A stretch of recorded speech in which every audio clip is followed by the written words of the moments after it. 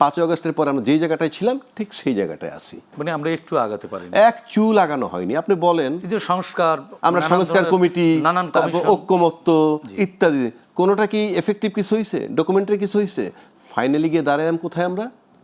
জুলাই সনদের আইনি ভিত্তি, মানে সবগুলোকে একত্র করে একটা জায়গায় গেলাম, জুলাই সনদের আইনি ভিত্তি। সেটা কি দিয়ে হবে? গণভোটের মাধ্যমে। আর গণভোটটা কবে হবে? একই দিনে।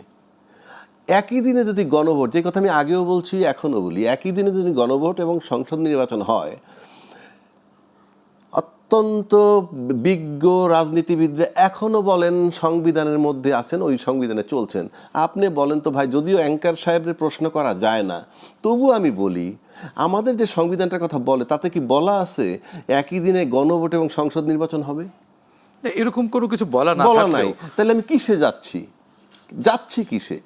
না, কিন্তু জরুরি যখন প্রয়োজন হয় না, ওই বিতর্কে আমি যাচ্ছি না, ওই বিতর্কে আমি যাচ্ছি না, এটা পুরনো। এখন আপনি একই দিনে যদি করেন, কোনটার রেজাল্ট আগে দিবেন? একসাথেই হবে। একসাথে মানে একই দিনে গণভোট বিজয় হইল। আচ্ছা, এইবার আসেন যে নির্বাচনের নিশ্চয়তা বা আমরা যাচ্ছি কোথায়। আমি আপনার একটা 2 মিনিটও লাগবে না, একটা কথা বলি।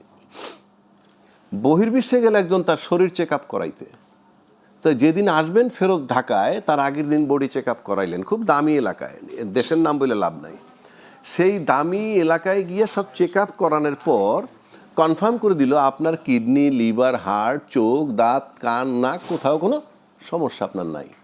পরদিন সে ফ্লাই করবে ঢাকায়, আসলো, বোর্ডিং পাস নিল, ইমিগ্রেশন ক্রস করলো, প্লেনে উঠবে, বসে রয়েছে, ওই চেয়ারে বসে হার্ট অ্যাটাক করে মারা গেছে। অথচ তার সমস্ত রিপোর্ট ভালো, সব কিছু কইরা পারে। এটার মানে হচ্ছে এই, পরবর্তী মুহূর্ত আপনার জীবনের জন্য কি আসতেছে আপনি তা জানেন না, এটি স্বাভাবিক। আর আমাদের যে টার্মোয়াল সিচুয়েশন এখন চলতেছে, তাতে আপনি দেখেন তো, নির্বাচনের সময় মানুষ বলে কি, আমরা ক্ষমতায় গেলে কি করব, আমাদের ফরেন পলিসি কি হবে, আমাদের অর্থনৈতিক, এই সব আলাপটা করে। আমাদের এখানে আলাপ হচ্ছে কি, কেউ বলতেছে ওরা ধর্মের ব্যবসা করে, আবার ধর্মের ব্যবসা যারা করে তারা বলতেছে যে কারা মানে খুব দ্রুত নির্বাচনের আগে তসবি দানা নিয়ে হাঁটা শুরু করে, সেটা আমাদের মনে আছে। এই আলাপ চলতেছে। তো এই আলাপ তো কোনো নির্বাচনী আলাপ না, মনে হয় যে একে অপরকে ঘায়েল করার আলাপ। 1, 2 আসেন, তফসিল কালকে দিবে বা পরশু যখনই দিবে। আজকে আপনি যদি ব্যারিস্টার ফুয়াদ, আমি বারবার বলি একটা কথা, ব্যারিস্টার ফুয়াদ কয়টা ভোট পাবে আমরা জানি না, তবে বিজয় লাভ করার মতো কোনো ভোট পাওয়ার তার কোনো অবস্থান আজকে পর্যন্ত নাই। কিন্তু সে তার এলাকায় যাওয়ার পর তার পরিস্থিতিটা কি হইল? আচ্ছা, জামাতের একজন ভদ্রলোক বলতেছে পুলিশ তাদের কথায় উঠতে হবে, বসতে হবে, ইত্যাদি ইত্যাদি ধরনের। এবার জান্নাতে একটাই প্রতীক থাকবে। হ্যাঁ, মানে এই যে সব কিছু যদি আপনি মিলান, জান্নাতের প্রতীক মনে করেন তার অন্য স্ট্যান্ড, অন্য স্ট্র্যাটেজি, মানুষের কাবু করা, ধর্মীয় ব্যাপারে কাবু করা, সেটা আর একটা চ্যাপ্টার। কিন্তু আপনি কি লেভেল প্লেইং ফিল্ড আছে? কিংবা কোনো দায়িত্বশীল দল বলছে আমরা নিশ্চিত করে বলে দিচ্ছি যে লেভেল প্লেইং ফিল্ড আছে? কেউ বলছে? সবাই কনফিউজড। বলছে কি না কেউ কিন্তু বলেনি। একজনে বলতেছে লেভেল প্লেইং ফিল্ড নাই, কিন্তু অন্য কোনো দল এই সিনায় বল নাই যে আইসা বলবে আমরা নিশ্চিত করে দিচ্ছি লেভেল প্লেইং ফিল্ড আছে। আপনি যখন বলতে পারেন না, আর একজন যখন বলতেছে লেভেল প্লেইং ফিল্ড নাই, আপনি নির্বাচনে যাচ্ছেন কিভাবে? পৃথিবীর সেরা নির্বাচন উপহার দিবেন, নাকি পৃথিবীর জঘন্যতম নির্বাচন উপহার হবে? ঐতিহাসিক নির্বাচন। ঐতিহাসিক তো সবই। আপনি যদি জঘন্যতম নির্বাচন হয় সেটাও তো ঐতিহাসিক। শেখ হাসিনা যে চলে গেলেন, যে ঘটনা ঘটাইয়া, বাংলাদেশের 55 বছরের ইতিহাসে ঐতিহাসিক। শেখ হাসিনার মতো একজন মহিলা 100 বছরে বাংলাদেশে আসবে না। পাশাপাশি ইউনূস সাহেবের মতো একটা লোকও 100 বছরে আসবে না।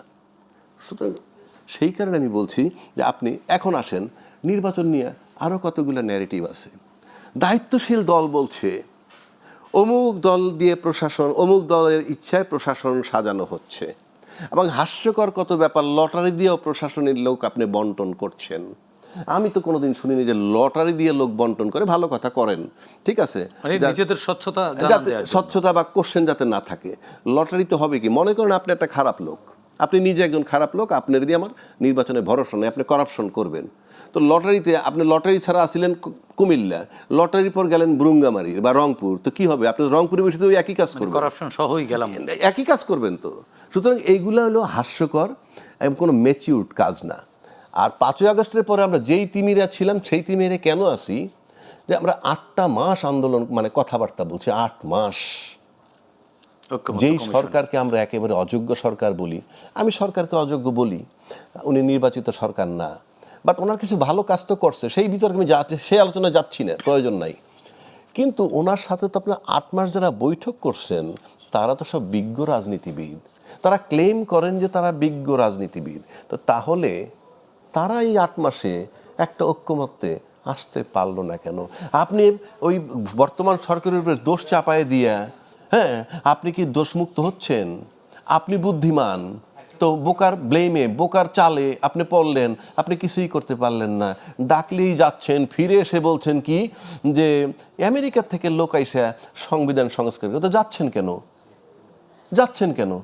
আবার আইসা বলেন তা আপনি তো পারেন নাই সিদ্ধান্ত নিতে।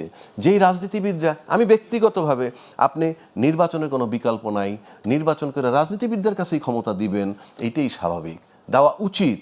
কিন্তু আমরা রাজনীতিবিদদের অ্যাক্টিভিটিস তো একটাই দেখলাম, যে যে যেখানে সরকার পরিবর্তন আসার কথা ছিল, আকাঙ্ক্ষা ছিল, কিছুই আসে না। যে রাজনৈতিক একটা পরিবেশ, রাজনৈতিক সংস্কার তো একজন ব্যক্তির সাথে আমরা যদি ওখানে দেখি, ফিজিক্যালি আমরা 2টা ব্যক্তিকে দেখছি কর্মকাণ্ড করছে। একজন হইল আপনার আলী রিয়াজ সাহেব, আরেকজন তো চেয়ার সর্বস্ব, মানে ওখানে উনি কিন্তু কমিশনের প্রধান, ঐক্যমত্য কমিশনের, বাট ওনার ফিজিক্যাল প্রেজেন্স খুব কমই ছিল।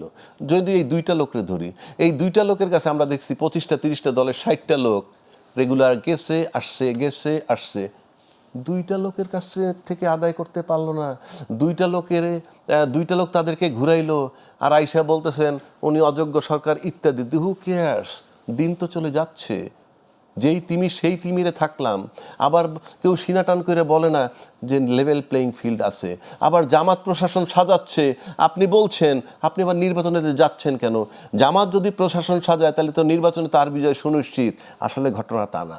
আসলে ঘটনাটা একটা ন্যারেটিভ তৈরি করা, কারণ যে জানে যে আমি নির্বাচনে গেলেই জিতবো, সেটা কেন বলবে?